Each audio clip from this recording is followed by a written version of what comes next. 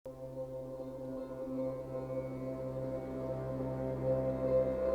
हर महादेव। कैसे हैं आप सब? आशा करती हूँ आप सब बिल्कुल बढ़िया होंगे।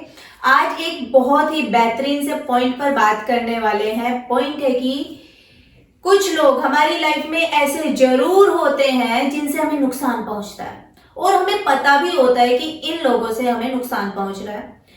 हर किसी की लाइफ में एक दो तीन चार लोग ऐसे होते हैं और एक ना एक तो हर किसी की लाइफ में ऐसा होता है। लेकिन हम सब कुछ जानने के बावजूद भी हम उस इंसान को नहीं छोड़ पाते। इसका क्या कारण है? अब देखिए, ये जो लोग होते हैं ये आपके रिश्तेदार के रूप में भी हो सकते हैं, आपके दोस्त के रूप में भी हो सकते हैं, आपके फैमिली मेंबर के रूप में भी हो सकते हैं और आपका कोई रिलेशन भी हो सकता है किसी के साथ। कपल का रिलेशन भी हो सकता है, समझ रहे हैं? कोई जिसको आप प्यार बोलते हैं वो भी हो सकता है। अब बात यहां पर समझने की क्या जरूरत है कि जब हमें इंसान का पता है कि इस इंसान से हमें नुकसान पहुंच रहा है, मेंटली लेवल पर भी, फिजिकली लेवल पर भी, और फिर भी हम इसे छोड़ क्यों नहीं पा रहे हैं। आपने एक बात तो सुनी होगी कि बाहर वालों से लड़ना आसान होता है, लेकिन घर वालों से लड़ना और फिर जीत हासिल करना असंभव सा होता है। इसीलिए जब बात आती है लड़ाई की अपनों से तो अक्सर लोग खुद पर खुद हार जाया करते हैं। जानते ही आप इस बात को। अब इन सब चीजों के पीछे क्या कारण है? देखिए, जो इंसान होता है ना, वो जिसका हमें पता है कि इससे हमें नुकसान पहुंच रहा है, हम उसे बाहरी रूप से छोड़ने की कोशिश कर रहे हैं। हम बोल तो रहे हैं कि ये इंसान हमारे लिए नुकसानदायक है, हमारा दुश्मन है, हमें धोखा दे रहा है, लेकिन कहीं ना कहीं वो इंसान बाहर नहीं है। वो बाहर की बजाय आपके भीतर बैठ चुका है, आपके खून में रम चुका है। अब जब वो आपके भीतर बैठ चुका है और आप प्रयास क्या करते हैं? उसे बाहरी रूप से छोड़ने की प्रयास करते हैं। जैसे कि कोई कपल है, अब एक पार्टनर उसमें से दूसरे पार्टनर को नुकसान पहुंचा रहा है या कुछ चीजें ऐसी कर रहा है जिससे कि एक पार्टनर को बड़ा ही नुकसान होता है, मेंटली लेवल पर भी, फिजिकली लेवल पर भी।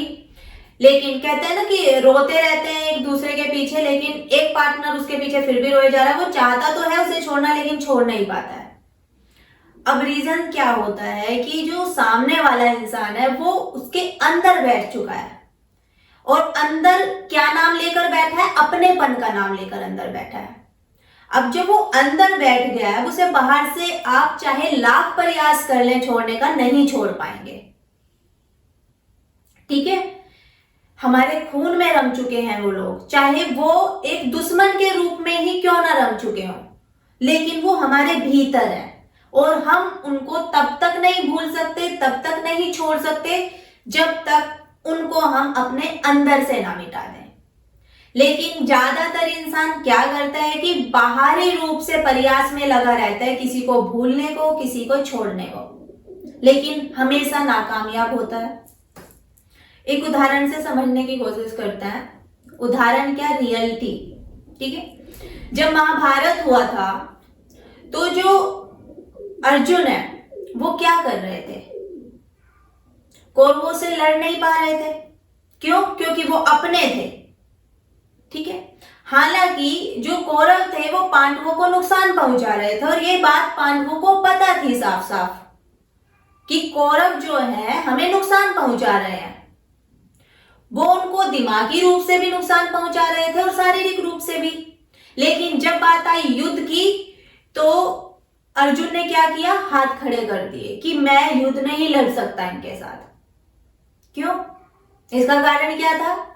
क्योंकि अर्जुन के अंदर वो सारे अपनापन का मुखौटा पहनकर बैठे थे। अर्जुन को लगता था ये सारे मेरे अपने हैं। इसीलिए क्या था? कौरवों से लड़ना अर्जुन के लिए असंभव सा था।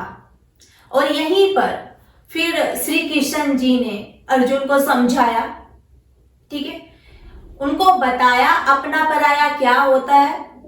जो अर्जुन के मन में जो कौरव अपनापन का मुखौटा पहनकर बैठे थे, श्री कृष्ण जी ने अपने ज्ञान के द्वारा उनको बाहर निकाला। मीन्स अर्जुन के मन से पहले कौरव को बाहर निकाला, कौरवों को बाहर निकाला। ठीक है, समझ आ रही है? अब जब अर्जुन ने अपने मन से उनका त्याग किया, फिर अर्जुन के लिए युद्ध लड़ना आसान हो गया। पहले अर्जुन बिल्कुल भावनाओं में आकर पूरी की पूरी तरीके से निढाल थे कि वो नहीं लड़ सकते, इतनी भावनाएं हैवी थी। हमारे साथ भी कुछ ऐसा ही होता है कि कुछ इंसान ऐसे होते हैं हमारी लाइफ में कि हमें वो साफ साफ नुकसान पहुंचाते हैं। ठीक है, चाहे डायरेक्टली पहुंचाते हैं, चाहे इनडायरेक्टली पहुंचाते हैं, लेकिन फिर भी हमारे अंदर वो इंसान एक अपनापन का मुखौटा पहनकर बैठा रहता है और हम उसका सामना नहीं कर पाते। और सामना जब हम करते भी हैं तो हम क्या करते हैं कि बाहरी रूप से उसको साइड करने की कोशिश करते हैं। तो वो बाहरी रूप से साइड हो ही नहीं पाएगा जब तक वो हमारे भीतर बैठा है। जब तक संकल्प नहीं ले लोगे कि हाँ अब इस इंसान को त्यागना है, ये मेरे भविष्य के लिए, मेरे हेल्थ के लिए, मेरी मानसिक स्थिति के लिए सही नहीं है, जब आप संकल्प ले लोगे और अंदर से उसको त्याग कर दोगे तो बाहरी रूप से वो ऑटोमेटिक ही आपसे दूर हो जाएगा। इस चीज का खास तौर पर ध्यान रखें कि हम ना बहुत जल्दबाजी कर देते हैं लोगों को पहचानने में, हम लोगों को पहचान नहीं पाते। एक छोटी सी ट्रिक बताती हूं लोगों को पहचानने की। जो इंसान आपकी उस परिस्थिति में साथ खड़ा हो, जिस परिस्थिति में सबने आपका साथ छोड़ा हो, वो आपके उस भारी दुख में भी साथ खड़ा हो, तो आप उसे अपनापन कह सकते हैं या फिर बोल सकते हैं कि ये मेरा अपना है। अब जो इंसान आपकी बुरी से बुरी परिस्थिति में साथ खड़ा है तो वो सुख में तो क्या ही साथ छोड़ेगा, क्योंकि उसने साथ वहां नहीं छोड़ा जहां पर अक्सर ज्यादातर लोग साथ छोड़ जाया करते हैं, तो उसे आप अपना कह सकते हैं। अदरवाइज आपकी जब भी बहुत बुरी स्थिति होगी, आप जिनको आज तक अपना कह रहे थे में भी आपसे किनारा करते हुए नजर आएंगे, बहाने मिलाते नजर आएंगे।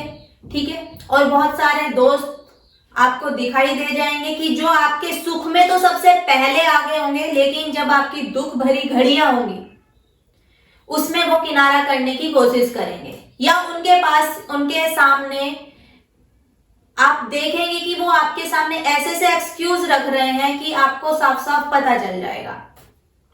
तो थोड़ा सा होश में रहकर देखें कि अपना कौन है, पराया कौन है। और ज्यादातर लोग क्या है, ये जो सामाजिक बनाए हुए रिश्ते हैं इनमें बड़े उलझे रहते हैं, इन्हीं को अपना मान लेते हैं, चाहे वो खून के रिश्ते हों, रिश्तेदारी के हों, उसके हो। सबसे पहले देखो, इंसानियत सबसे पहले अपनापन दिखाती है। अब वहां पर मैटर नहीं करता कि आपके खून के रिश्ते हैं या फिर इंसानियत का रिश्ता है। इंसानियत का रिश्ता अगर जहां पर नजर आ रहा है उसे आप अपना कह सकते हैं। तो थोड़ा सा ध्यान रखें, ठीक है। किसी को भी इतना अधिकार ना दें अपने जीवन में कि वो आपकी लाइफ को स्पॉइल कर सके। ऐसे इंसानों से दूर रहो, और कोई भी ऐसा नजर आता है तो उसे त्यागने की आपके अंदर हिम्मत होनी चाहिए। जीवन में ऐसा कुछ भी नहीं है कि कोई गले एक बार पड़ गया तो पड़ गया जीवन भर के लिए, ऐसा कुछ नहीं होता है। जहां से आपको लगता है कि आपके ऊपर नुकसान पहुंच रहा है, आपकी संगति खराब हो रही है, तो आप उस चीज से किनारा करें। अगर आपको लगता है कि वहां पर बदलाव किया जा सकता है, सुधार लाया जा सकता है, तो आप जरूर प्रयास करें और आखिर तक प्रयास करें। लेकिन वो नकारात्मकता वाली चीजें, वो नुकसान जो हो रहा है, वो आपके भीतर तक प्रवेश नहीं करना चाहिए। अगर आप इतने स्ट्रांग हैं कि किसी की बेकार संगति आप पर हैवी नहीं होगी, तो आप जरूर प्रयास में लगे रहें। लेकिन अगर आपको लग रहा है कि किसी की संगति आपको भी गलत राह पर ले जा रही है, तो वहां से आपका किनारा करना ही बेहतर होगा। किसी गलत के साथ की बजाय अकेले चलना ज्यादा बेहतर होता है।